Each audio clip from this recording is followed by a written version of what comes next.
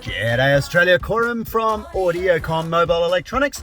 Today I'm in a VF Series 2 Walkinshaw ute, halfway through a job. Sorry about the dash, hope the customer doesn't see. No, just joking, we're halfway through the job here. What I wanted to take a moment to show you was some very interesting information about the Apple CarPlay Android Auto installation method in this vehicle. Now, we sell quite a lot of these kits for DIY installations Australia-wide. Packs are going out all the time, and some people come a little bit unstuck when they're running the cables, run into a few challenges. So I'm just doing a few tips and hints here on where I like to put the modules in the VF Apple CarPlay upgrade module, Apple CarPlay and Android Auto upgrade module for VF Commodore that integrates into the factory screen. So you've probably come to this video as linked from the other video which explains all the features. So this is just some tips on where to mount the modules and how I like to run the cables for what I find is the most easiest, reliable, secure and professional method. So a couple of components I want to talk about. First of all is the microphone. It's hard to see that on the screen. So microphone at the top there, that cable needs to be run down behind the airbag in here. Don't come in front of the airbag, it'll obstruct its function. It needs to come behind the airbag, down this pillar, and then you can run with a cable feeder tool. You can actually run through the top here, poke your cable feeder tool through here, it'll emerge out of this hole, and then you can loop your microphone in and draw it through and bring your microphone into this area. Now, the instructions show you how to take all these panels off, and there's good pictorial instructions there, and they highlight where the fastener points are, which panels to pop off, but I'll give you a quick rundown now, which is, first of all, this panel comes off, this panel pops off, these two panels pop away. They're little side panels, you can see, get a better angle there. These side panels pop off and away, and that exposes all your fasteners. Then you can get at the fasteners that have your climate control module, they come away. Then you've got your fasteners for the screen module, it comes away, exposes this. This now has to come out because you need to access the connectors at the back. Everything's plug and play. Now, when you pull this out, make sure you have some dash protection down to rest it on. It's got sharp edges and sharp corners, so you want to pull that out and rest it down on. We use neoprene work mats in the Audiocom stores, or you can just use a towel or some bubble wrap or something, but cover your dash because this is sharp and heavy and pointy and it will damage the panels. You don't want to leave marks on your panels. Now, once that's out, you can plug and play all the things at the back of the head unit. You've got 3 manual wires to connect for the data interface and for the steering wheel controls. Connect those 3 wires as per the instruction manual. There's a fantastic wiring diagram. That wiring diagram is full color. It's in the manual. It tells you everything you need on there.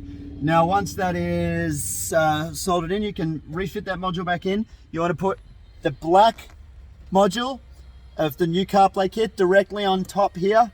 And then the silver module, you can see it just fits in nicely in this little space. Not stop shading that with my arm.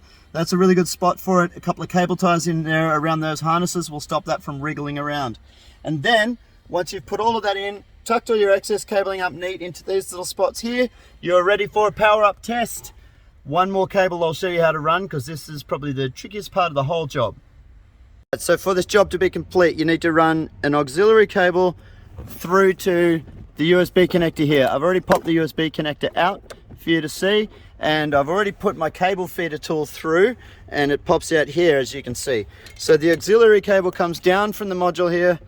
You can get it down through a gap in the dash, it's pretty easy to see. Then you want to connect it to your cable feeder tool with some tape, and then you'll draw that wire through and you'll be able to plug it in to the USB with the USB auxiliary adapter that's included in the kit, and then that's it. Once you've completed all that, you're good to go for a power-up test. And there we are with a successful power-up test. We've got Android Auto connected to this phone at the moment via USB.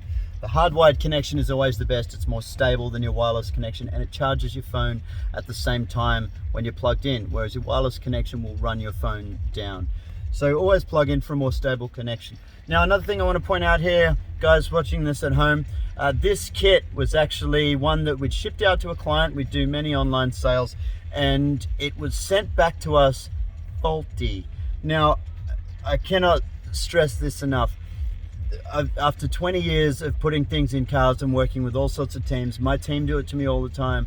hundreds and hundreds of customers online that have faulty products. I promise you, there's no such thing as a faulty product, only faulty people. If you're experiencing an error in the operation, it's because one of the steps in the installation instructions wasn't completed, or configuration of one of the products, either the phone, maybe the quality of the cable, the quality of one of your connections, that is causing the problem.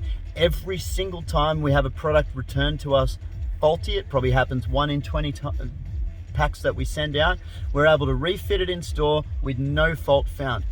Every single time. So please guys, if you're at home experiencing some sort of error, or you've taken it to a not very experienced installer, we get that a lot too, and the installer's having a problem, please don't blame the product. Go over the instructions carefully, methodically.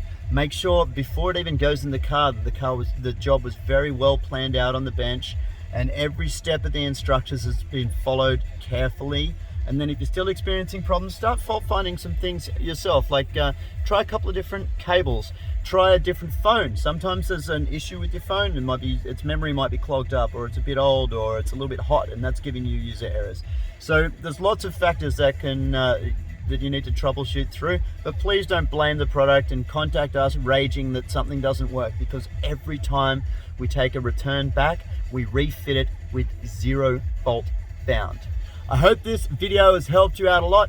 Hope that some of those cable runs make your install a little bit easier. Thanks so much for watching, and make sure you hit that subscribe button, because I want to see you here again soon.